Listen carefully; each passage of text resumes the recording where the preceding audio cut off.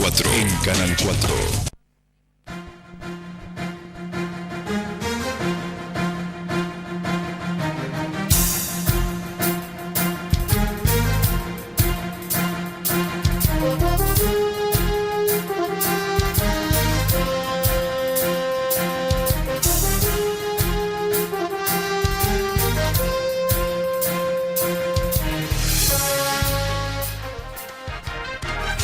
¿Qué tal? Muy buenas tardes. Bienvenidos nuevamente a un programa de noticias de la semana. Esta semana vamos a recolectar 3 de las noticias principales que han ocurrido en el transcurso de estos días y las vamos a desarrollar, a hacer comentarios sobre las mismas. Vamos a la presentación de ellas. La cumbre del G20 se reúne en Buenos Aires, abriendo un ámbito en el que discutirán temas de interés mundial. La pérdida de un representante de Cambiemos en el Consejo de la Magistratura ha creado un tenso clima dentro de la coalición gobernante. Luego de las elecciones en Estados Unidos, han mejorado las posibilidades de que los emigrantes centroamericanos puedan entrar al país del norte. G20, el foro internacional más importante del mundo, se realizará en nuestro país a partir del día 30 de este mes. Bueno, ustedes habrán visto, porque hace ya varios días que se viene bombardeando en las noticias, la realización de la cumbre del G20, que este año es organizada por nuestro país, por Argentina. El año pasado fue organizada por Alemania, en la ciudad de Hamburgo. Bueno, y este año nos toca a nosotros en Buenos Aires.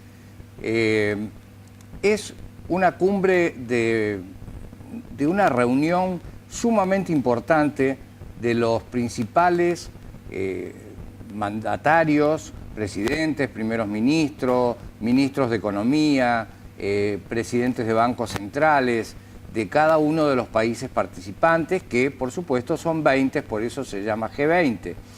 Uno de ellos representa a toda la Unión Europea, y dentro de los que participan de la Unión Europea están también, independientemente de aquel que representa a los que no tienen sus presidentes en el lugar, en la reunión, como en el caso de Francia, de Alemania, que sí pertenecen a la Unión Europea y pertenecen al grupo de G20, bueno, hay un representante de la Unión Europea para todos aquellos países que no están dentro del grupo del G20. Aquí vemos un gráfico que es sumamente importante, más que por la localización de los países intervinientes que ven ustedes en un mapa mundi inferior, es exactamente eso es lo que me interesa que vea la gente. La cantidad de países que viene representan en su población el 66% de la población del mundo, o sea, son de los países con mayor cantidad de habitantes. A su vez, la suma de esos 20 representan el 85% del Producto Bruto Global, o sea, de todo lo que se produce en esos países, representa el 85% de lo que se produce en todo el mundo. O sea, que es importantísima la asistencia de este tipo de países porque son los que manejan y dominan la mayoría de la economía y del comercio del mundo. A su vez, como ven también en un extremo del gráfico, manejan el 75% del comercio internacional. O sea, estas cifras, 66% de la población mundial, 85% del Producto Bruto Global y 75% del comercio internacional, nos da un margen, una idea de la envergadura que tiene este tipo de reunión. Como les dije anteriormente, el año pasado se realizó en Alemania, en la ciudad de Hamburgo. Hay un detalle, ya quiero ir después sobre la creación del G20 y sus orígenes, pero hay un detalle que siempre ocurre en todos los países que se ha desarrollado. Desde el 2008 se llama G20. Anteriormente era el grupo de los 8, primero fue el grupo de los 7, G7, después G8.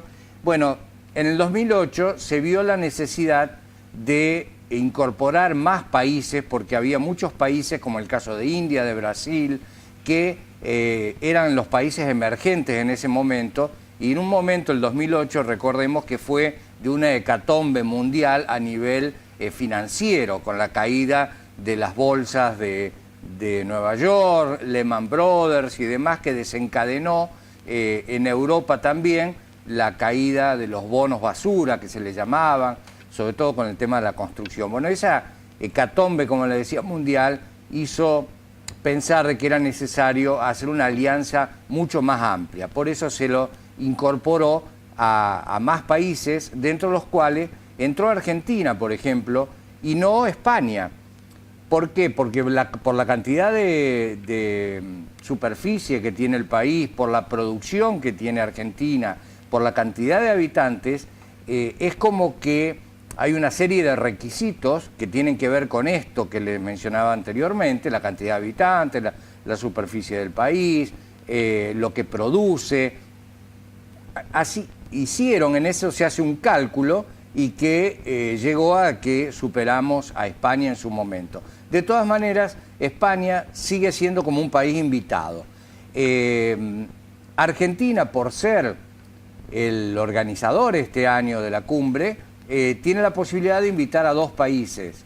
Y entonces invitó a Chile y a Holanda. 2 países con uno, digamos, con la relación que tenemos con los chilenos, una relación comercial, sobre todo en lo que respecta a minería, gas y petróleo, muy estrecha.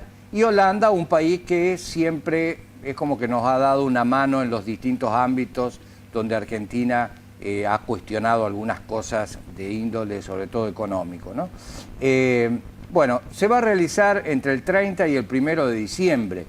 Esa es la fecha donde llegan, el día 30, los principales participantes, o sea, los presidentes, los primeros ministros de todos los países invitados. Hay un despliegue muy amplio en todo Buenos Aires, a tal punto que va a haber zonas que no se va a poder ni ir ni caminando se va a poder pasar, porque van a estar bloqueadas por la necesidad de hacer un control muy estricto de la seguridad. Se teme, como en todos los otros G20 que hubo reuniones, como el del año pasado, hay una reunión paralela, un contra G20, donde los que están en oposición a esta reunión y a los países intervinientes, como es el caso de Alemania y Estados Unidos fundamentalmente, que es el que más contra tienen en todos los G20 que participa, hay mucha seguridad alrededor de eso.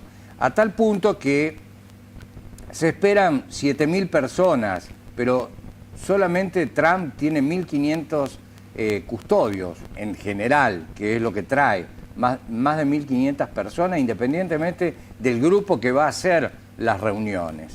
Estas reuniones ya se vienen desarrollando hace un mes en distintas ciudades capitales de distintas provincias nuestras, donde se reúnen lo que se les llaman Sherpas. Sherpa es un término que nos remite al Himalaya. ¿Por qué? Porque son los cargadores que usan aquellos alpinistas que quieren ascender el Himalaya, van guiados por los Sherpas, que son los habitantes propios del Tíbet. Perdón. ¿Por qué se les llama Sherpas a estos individuos, a estos representantes de los distintos países, que ya les digo, hace más de un mes que están reunidos en distintos lugares de la Argentina con sus pares de los otros países intervinientes?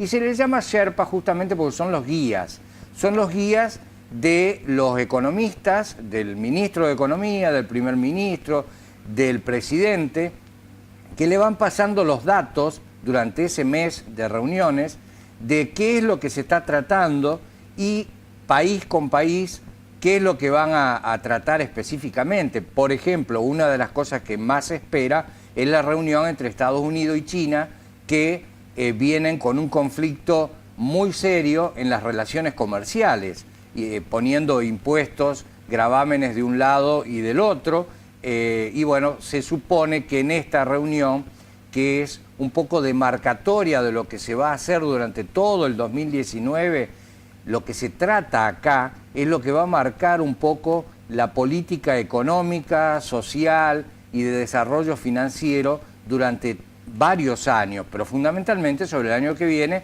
hasta la próxima reunión que se haga. Por eso es que es muy importante, primero la reunión de estos Sherpas, de estos delegados, de los presidentes o de los economistas, que son los que van ajustando los temas para que cuando lleguen los principales de cada delegación ya sepan con qué papeles se van a encontrar, porque nosotros, si no nos adentramos, digamos, a hacer estas investigaciones, pensamos decir, Donald Trump viene unas horas, ¿qué puede solucionar en unas horas? Se va a reunir con el presidente de China, que ya dijo que lo va a hacer, se va a reunir con Macri, pero ¿qué pueden solucionar en ese tiempo? Bueno, en realidad ellos no solucionan nada en ese tiempo, lo que hacen son estas reuniones que no las pueden hacer sus representantes porque son sumamente importantes y donde ellos ya vienen munidos de todos los antecedentes de lo que pretenden de ellos los demás países y de lo que ellos pretenden, a su vez, de los países participantes. Entonces, ya anteriormente estos Sherpas llegan a arreglos. Esos arreglos son transferidos a quienes deciden definitivamente, que son los que van a llegar a partir del día 30, y son 2 días, el 30 y el 1. No obstante eso, hay ya 78 reuniones se llevaron a cabo durante este mes, con distinta importancia, dentro de las cuales, por supuesto, participa Argentina. Entonces, los temas que se tratan son sumamente importantes para todo el mundo, porque justamente la visión del G20 es de que haya un consenso de los principales países del mundo en cuanto a cómo manejar los 3 temas más principales. Por ejemplo, este año uno de los temas que presentó Argentina como organizadora tiene derecho a presentar los temas que se van a tratar.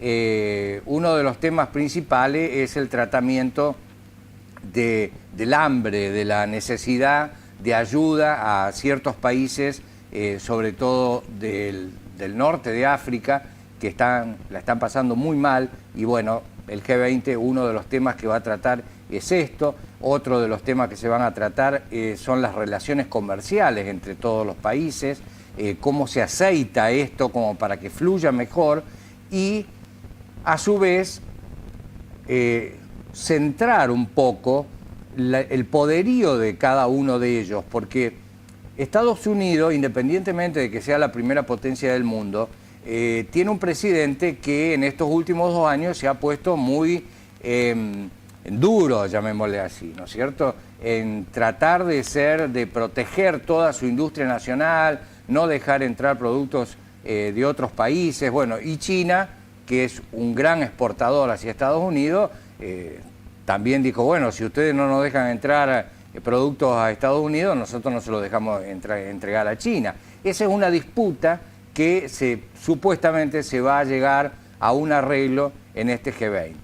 Por supuesto, Argentina está muy necesitada de tener acuerdos con todos estos países, porque son todos en este momento económicamente mucho más fuertes que Argentina, son grandes compradores, son proveedores nuestros a su vez, pero nosotros lo que necesitamos es mostrarnos al mundo de una manera tal de que podamos hacer negocios, no por el hecho de que vengan un día acá, van a decir, qué lindo, qué buen país, porque van a ver nada, el hotel van a ver, y después están adentro de una limusín blindada, o sea que van a ver muy poco del país.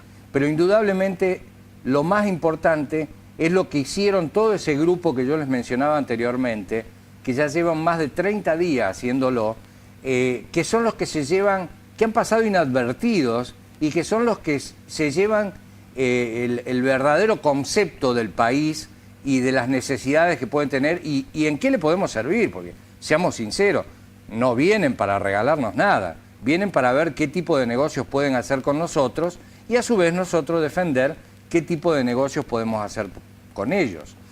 Independiente de todo esto que les estoy comentando, lógicamente ha sido muy notorio el despliegue de defensa. Los mismos países, los israelíes, han mandado lanchas para cuidar toda la zona del Nordel, del Puerto Madero, del Delta, porque temen atentados. Estados Unidos ha mandado vehículos blindados, aviones. Es una zona, Buenos Aires va a ser una zona vedada, por eso la misma ministra de Seguridad dijo: aquel que no tenga que estar en Buenos Aires esos días, si no lo está, mejor, porque le va a ser muy difícil circular. Y esto tuvo, porque siempre está aquel que está a favor y está en contra, siempre le encuentran la vuelta, ¿no? Si lo dijo porque lo dijo, si no lo dijo porque no dijo nada, y mirá, voy a Buenos Aires y me encuentro con que no puedo ir libremente por cualquier lado. Ya lo aclararon, y ha pasado de que en los países donde hubo la reunión del G20 anterior, en China, por ejemplo, se hizo en una ciudad a cuyos habitantes se les pagó para que se fueran de la ciudad de vacaciones. En Hamburgo, donde se hizo el año pasado, pasó exactamente lo que está pasando o va a pasar ahora en Buenos Aires. Había zonas donde se podía llegar hasta un determinado punto y donde era la reunión de todos los integrantes del G20, directamente no se podía transitar ni a pie. Vamos a ver qué resulta de todo esto. Es una semana la que comienza, porque es a fines de la semana que viene que se va a hacer la reunión. Va a ser una semana bastante calentita porque los grupos de izquierda están en contra, se va a formar una que ya está estipulado, un contra G20 que siempre se hace, una reunión donde van todos los que están en contra justamente de este tipo de participaciones. Pero bueno, es un evento sumamente importante para el país. Ustedes lo van a estar siguiendo seguramente en las noticias de nuestro canal y en los medios, todos los medios lo van a cubrir. Mi interés era hacer un poquito el análisis de qué sirve, para qué sirve, qué funciones tiene, independientemente de que ustedes ya habrán leído que viene Estados Unidos, Alemania, China, los principales países del mundo, y sus representantes, sus presidentes o primeros ministros. Independientemente de eso, ¿de qué van a hablar? ¿Qué es lo que van a tratar? ¿Y por qué para el país organizador es tan importante? Vamos a una presentación del segundo tema de hoy.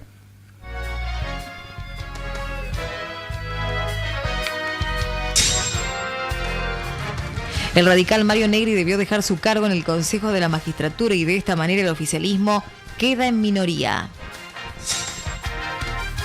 Bueno, aquellos que miran televisión seguramente en esta semana han visto al diputado Mario Negri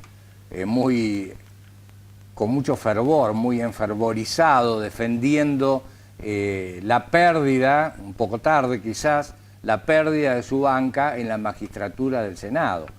Independientemente de que al radicalismo le ha dolido, porque era el único representante, en realidad tiene dos representantes. Hay representantes por parte de la Cámara de Diputados y representantes por parte del Senado.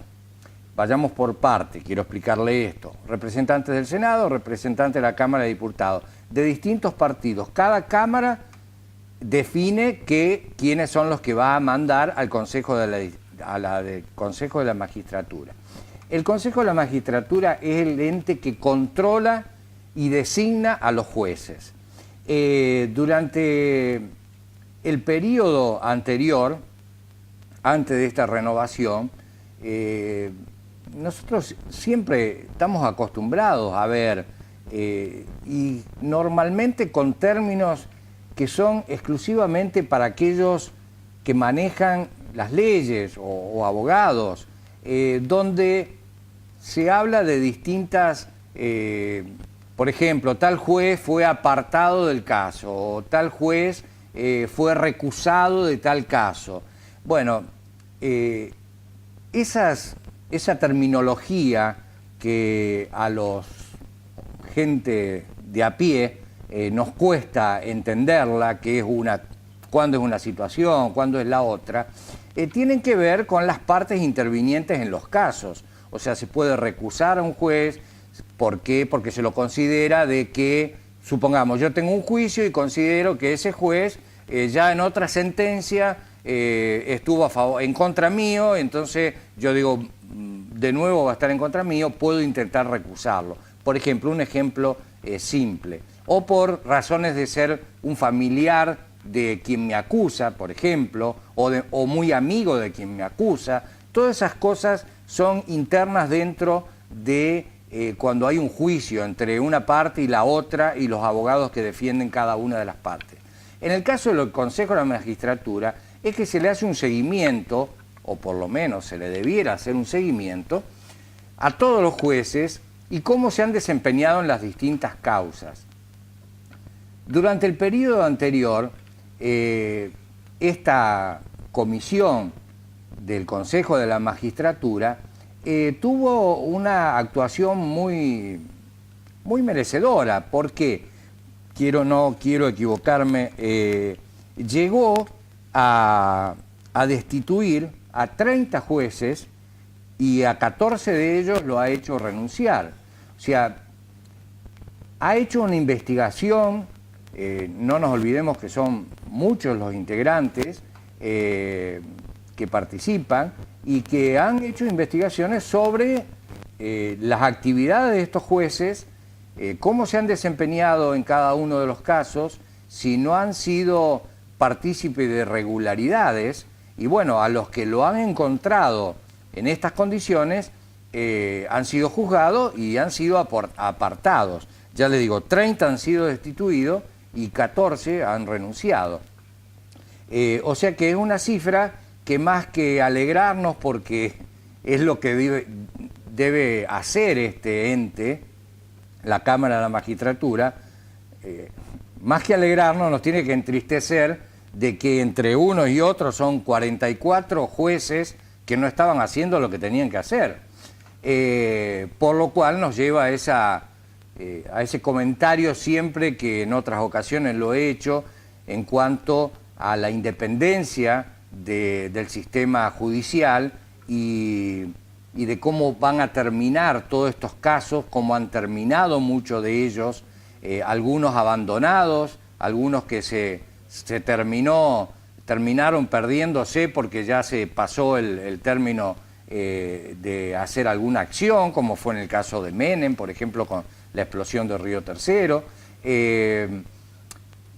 Este órgano tiene que controlarlo a los jueces. Lamentablemente hay muchos de ellos que no están haciendo lo correcto y está bien que sean sancionados.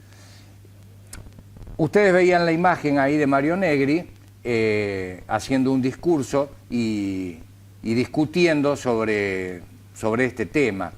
¿Por qué? Porque más que defender su banca, que indudablemente lo debe hacer, lo debe sentir, no es solamente el radicalismo que pierde un representante en la magistratura, sino que lo pierde Cambiemos. Y era tan estrecha la diferencia que ahora Cambiemos pasa a ser como como primera minoría, o sea, quedan segundos. El poder, en el caso de una votación, lo tiene la oposición, que en este caso fue el masismo, el grupo de los peronistas que no son kirchneristas y los kirchneristas, que nunca se pusieron de acuerdo, pero incluso se insultan en las comisiones del Senado. Pero en este caso, para esto, como les convenía hacerlo, entra una representante del masismo, que antes no la tenía, entonces se pusieron los tres grupos de acuerdo y lograron 131 votos, que es la mayoría, como para tener justamente sus representantes en la magistratura. Eso es por lo cual fundamentalmente protesta Negri, porque hay tantos juicios que están en danza y que se van a definir a principios del año que viene, cuando comience de nuevo el circuito de los juicios, en el caso de la mayoría de los acusados pertenecientes al kirchnerismo por la famosa ruta del dinero K, Baez y bueno, todo lo que ya hemos hablado tantas veces aquí, se van a terminar definiendo el año que viene. Y en el Consejo de la Magistratura suponen ahora, dentro de Cambiemos, que en el Consejo de la Magistratura, al haber una mayoría de justamente los representantes de quienes están cuestionados. O sea, los acusados pertenecen a un partido que es el peronismo o el kirchnerismo, que son los que van a tener que defenderse el año que viene, y se vienen defendiendo ahora con tantas causas, entre ellas la expresidenta. Entonces, el tener la mayoría en el Consejo de la Magistratura hace de que supongan de que los del gobierno, o sea, los que están en el gobierno en este momento, en el caso de Cambiemos, suponen de que quizás no sean tan imparciales estos jueces y que el Consejo de la Magistratura no intervenga y no les llame la atención, siendo tan importantes los casos que se van a tratar. Bueno, es como que se despertaron tarde, porque esta jugada política es muy común. Es más, Cambiemos se la había hecho al peronismo ya en otra ocasión, ahora les pagaron con la misma moneda, se la hizo Cambiemos, el peronismo, el kirchnerismo, y sumaron al masismo. Y de esa manera lograron la mayoría de las bancas. Así que ahora habrá que esperar a ver qué es lo que pasa y cómo se desenvuelven estos representantes del Consejo de la Magistratura. Vamos a un pequeño corte y tocamos el último tema de hoy.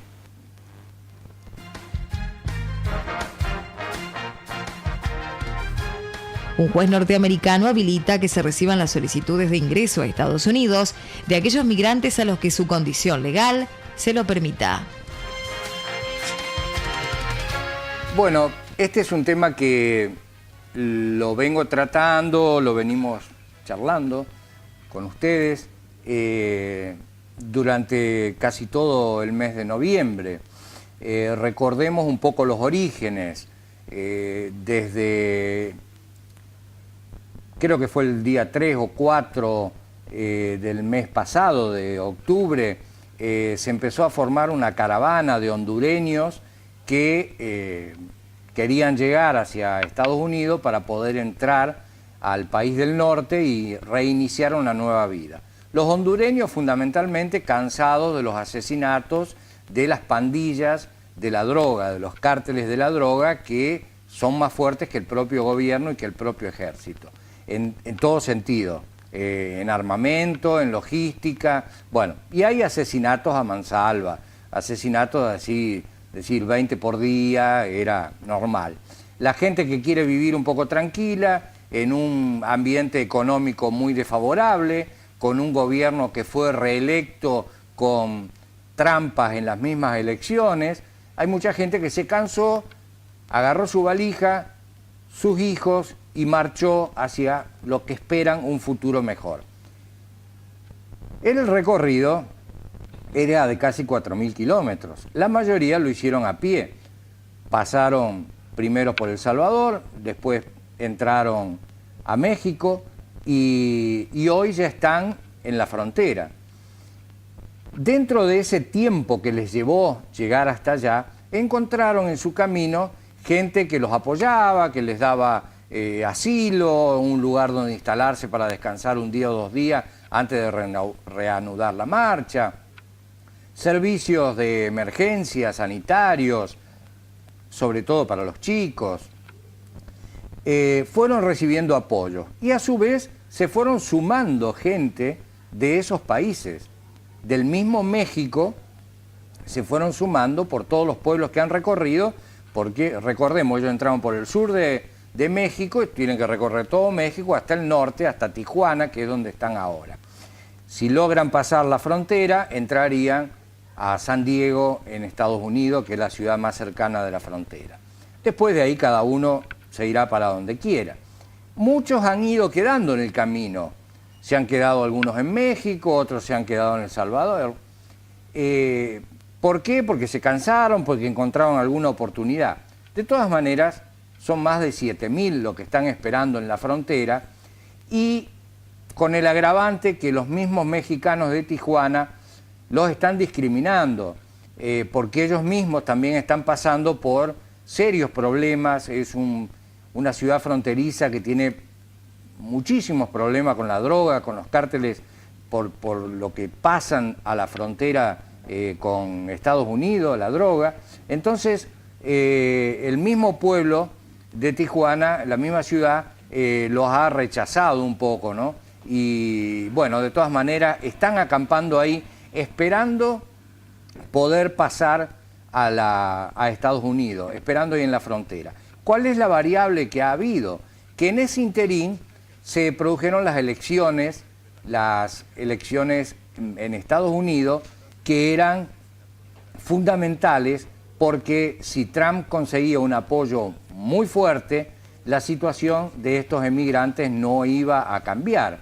Como el Partido Demócrata, o sea, el partido de Trump, no logró una votación tan magnífica como ellos esperaban, y sí los demócratas ganaron algunos lugares, ahora ha ocurrido que uno de los jueces de las zonas limítrofes ha considerado de que la propia Constitución de Estados Unidos obliga a que por lo menos sean recibidos los permisos para ingresar al país por parte de los emigrantes. O sea, lo que Trump no quería era justamente de que se analizara siquiera la posibilidad de que pudieran entrar, porque según él eran todos asesinos, todos corruptos, todos vendedores de droga, que eran los que querían pasar a Estados Unidos. En realidad, mezclados con ellos, muchos pueden aprovechar esta caravana como para tratar de entrar a Estados Unidos. Pero de esta manera, que es lo que ha determinado este juez, se le va a permitir que hagan el pedido de entrada al país y se los va a analizar a ver si realmente no tienen antecedentes criminales, si pueden pasar y qué se va a hacer luego con ellos. Pero la situación es como que se fue suavizando a tal punto que 5.800 efectivos militares que se habían designado ahí en la frontera ya de a poco se están retirando. En definitiva, la situación de los emigrantes hondureños se ha suavizado un poco. No es que vayan a poder entrar con toda libertad, pero por lo menos se les va a permitir que presenten su solicitud de admisión al país. Vamos a ver cómo se va desarrollando todo esto. Bueno, les agradezco su presencia. Vamos a seguir analizando las noticias durante la semana que viene. El G20 seguramente va a estar en la pantalla de Canal 4 nuevamente, haciendo un análisis de lo que va sucediendo y otras noticias que vayan surgiendo en el transcurso de la semana próxima. Muchas gracias por su atención y los espero el viernes próximo para otra vez estar juntos en Noticias de la Semana. Muchas gracias.